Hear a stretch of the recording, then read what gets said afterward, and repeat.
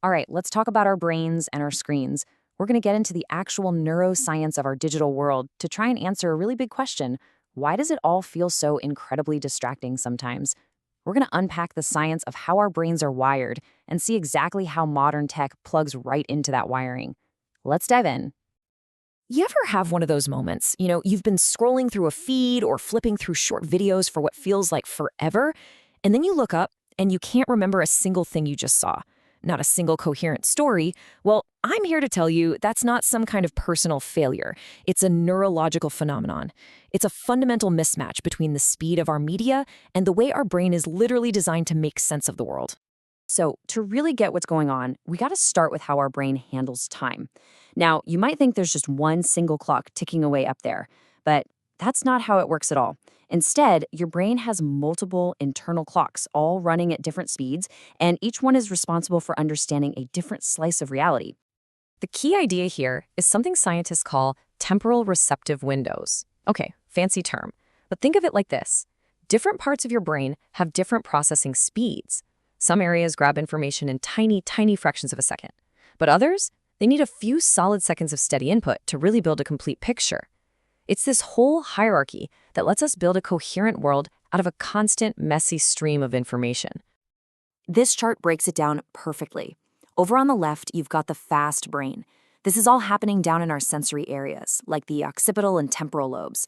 These parts are just processing the raw data, individual frames of a video, single syllables of speech. We're talking milliseconds here. But then on the right, you have the slow brain. This is the higher level stuff in the parietal and frontal lobes. This part needs a lot more time, many seconds of input, to weave all that raw data into meaningful scenes and actual stories. So the fast brain sees the tiny little pieces, the slow brain is the one that understands the whole puzzle. To make this super concrete, check out this classic experiment. Researchers showed people a movie, and then they started scrambling it. First, they shuffled the individual frames around. When they did that, the fast sensory parts of the brain just gave up. The activity collapsed because they couldn't make sense of it. But then, they shuffled entire scenes out of order. And this time, it was the slow, story-building parts of the brain that got totally lost. It's a brilliant way to show that different brain regions need different kinds of consistency to do their jobs. So here's the bottom line. That feeling of understanding, of getting it, that comes from feeding those slow, story-building parts of our brain. When they get a steady, coherent stream of information, all the puzzle pieces click into place, and what you get is a gestalt, a complete whole. You understand. But what decides which information even gets fed to them in the first place? Well, that brings us to our brain's attention system. Okay, so our brain has these different clocks for processing time. But how does it decide what to even process, what to focus on? Well, that's the job of the brain's built-in steering system for our attention. So basically, our attention is run by two competing systems. Think of the first one as the pilot. That's your dorsal attention network. It's your voluntary, goal-driven focus. It's what you're using when you decide, I'm going to read this chapter, or I'm going to listen to this person. But then there's the circuit breaker, the ventral attention network. Its whole job is to interrupt you when something unexpected happens.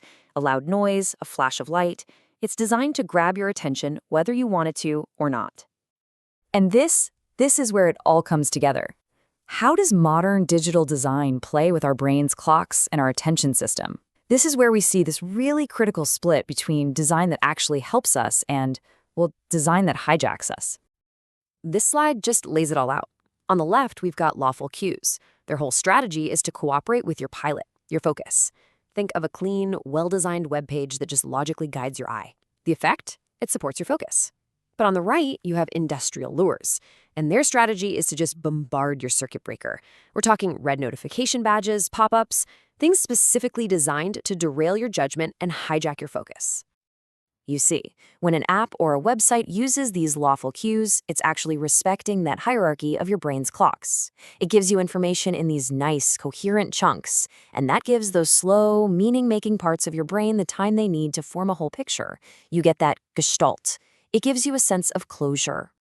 Industrial lures, on the other hand, do the exact opposite. They are relentlessly feeding your fast clocks with rapid-fire novelty, flickering ads, constant cuts, endless notifications. The stream of information keeps changing before it can ever be passed up the chain and integrated. And the result of that? Your slow clocks are starved. You're just stuck in this perpetual stream of moments, feeling constantly engaged but never really getting the bigger picture. So, how does this hijacking actually work? What is the specific neural mechanic that makes these industrial lures so powerful and just so hard for our brains to ignore? This quote from the source material just gets right to the heart of it. Our brain steering system gets hijacked by the loudest signal, not the most relevant one.